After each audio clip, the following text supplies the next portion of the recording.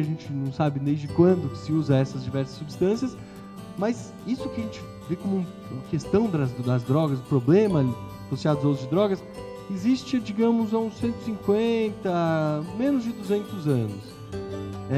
Antes disso, até 1800 e pouco, 1810, 1820, a gente não tinha isso, né? Um problema com as drogas, a gente não precisava de tratamento, a gente não tinha fenômenos como a Cracolândia, não tinha coisas como essas, assim, né? Então a gente tinha pessoas que bebiam, tinham pessoas que usavam as substâncias, mas de uma forma diferente, né? Não usava desse jeito que a gente usa, não ganhava o lugar que ganha na nossa sociedade. Então, a questão, como eu estou falando, não tem a ver só com a substância, mas tem a ver também com o que nós, humanos, ao estarmos juntos, o que a gente faz com elas, que lugar que a gente dá para elas na nossa sociedade e como que a gente vai lidando com elas, né? Então, ali até 1800 e pouco, tinha casos, a gente tem relatos de pessoas que bebiam muito, pessoas que comiam muita papoula, né, que é de onde vem o ópio, que usavam muito ópio, mas a gente não tinha esse fenômeno da perda do eixo, né, como você comentou aí, do desequilíbrio, do jeito como tem agora, né? Preciso entender por que será que acontecia isso. Mas a gente tinha, então, acho que é importante a gente pensar que em cada, né, desde que o homem é homem, se vem usando essas substâncias, parece que todas as culturas humanas, todas, assim, dos índios, os árabes, os negros, os europeus, os asiáticos, todo mundo usava alguma substância que hoje em dia a gente chama de drogas. Parece que a única cultura, o único grupo populacional que não tinha nenhuma substância, eram os esquimós. Também lá não nasce nada, né? Só gelo, né? Mas daí quando eles conheceram a vodka, daí os caras bebem até hoje, assim, né? Incorporaram isso daí para a cultura deles.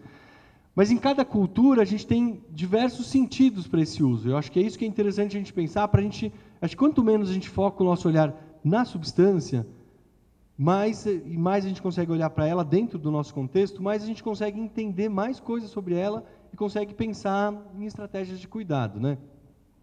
E ao a gente olhar a substância dentro de dos contextos em que elas estavam, né, a gente vai vendo que, na verdade, esse uso que a gente tem muito intenso na nossa sociedade, que, digamos que começa com um uso recreativo e depois pode se tornar um uso problemático, mas inicialmente os usos estão muito ligados ao que? A uma diversão, um entretenimento, né? Um momento de sociabilidade com os amigos, coisas assim. Na grande maioria das culturas humanas, isso é digamos, um uso que quase não existia, na verdade. A gente tinha, os principais usos que a gente tinha eram o quê? O primeiro, religioso. O que vocês conhecem como um uso religioso de drogas? Santo Daime, por exemplo, que tem aquele chá, né, tal, o chá do Santo Daime, né, que veio dos índios, tal. O que mais? Vocês conhecem algum outro uso? Na Igreja Católica, o vinho. Eu acho bem interessante, porque esse é um exemplo, por exemplo, né, que ninguém vai na missa para ficar bêbado, né?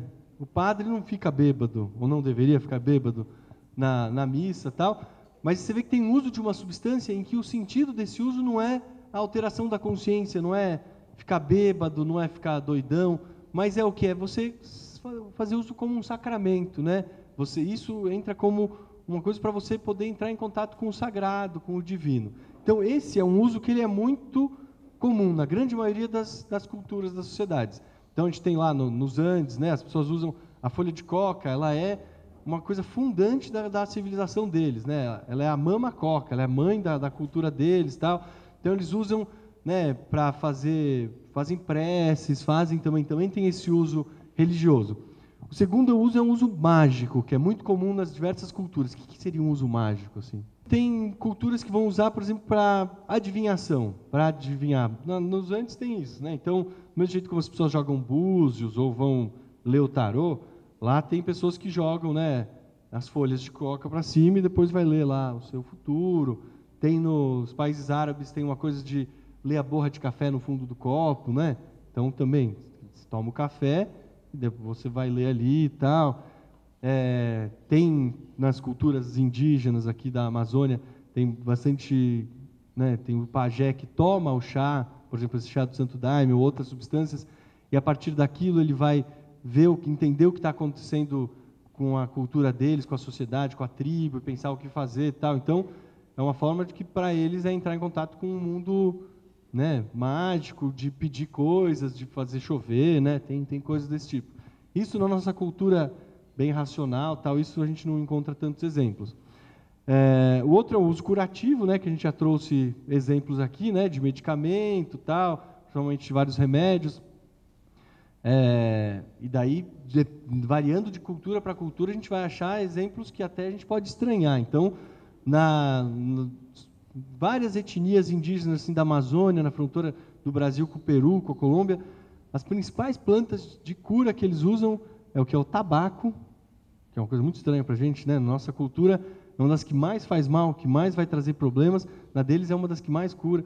Tem esse chá da ayahuasca, tem a folha de coca, né? Tem diversas substâncias que eles vão usar. E a gente tem um monte de substâncias, né? Na farmácia, na drogaria.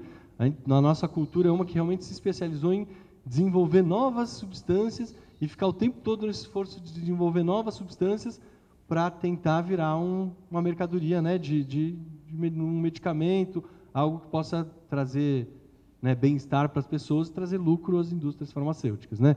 Então a gente tem esse uso curativo e o uso recreativo, que daí a cultura está cheia de exemplos disso daí, né? Tem um monte. E uma coisa que eu acho que é interessante a gente pensar que nas outras culturas, mesmo quando tem um uso recreativo, ele vem junto com o uso mágico, religioso, por exemplo. Então, não está muito separado. A gente tem tribos, por exemplo, que usam, por exemplo, que fazem festas com o álcool, com o fermentado de mandioca, por exemplo, que é uma bebida, né, alcoólica e tal, mas são festas também de louvor, festas de adoração aos espíritos. E acho que o importante de entender olhar para essas outras culturas é que a gente vai vendo que esses usos eles ficam restritos a um sentido, a um contexto, a uma forma de usar. Então não é que lá tem tipo uma lei escrito, sei lá, na tribo tal, tem uma lei escrito que só pode beber quando você for fazer a festa tal.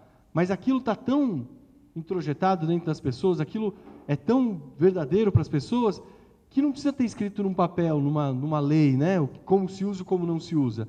As pessoas meio que sabem que só vai beber aquele fermentado de mandioca na festa tal. E daí, aquela festa, as pessoas bebem 3 dias tal, fermentado de mandioca, o cauim que chama, e depois eles vão voltar para a vida deles e vão viver a vida deles normal, né? Então, acho que é interessante a gente, ao olhar outras culturas, a gente vai vendo como tem essa questão do contexto, da forma de uso, de como se organiza e se entende esse uso.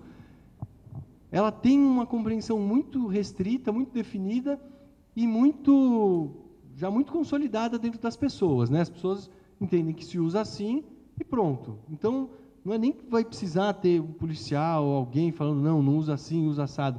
Porque aquilo está tão, né, definido daquele jeito para as pessoas que elas vão usar daquele jeito e pronto.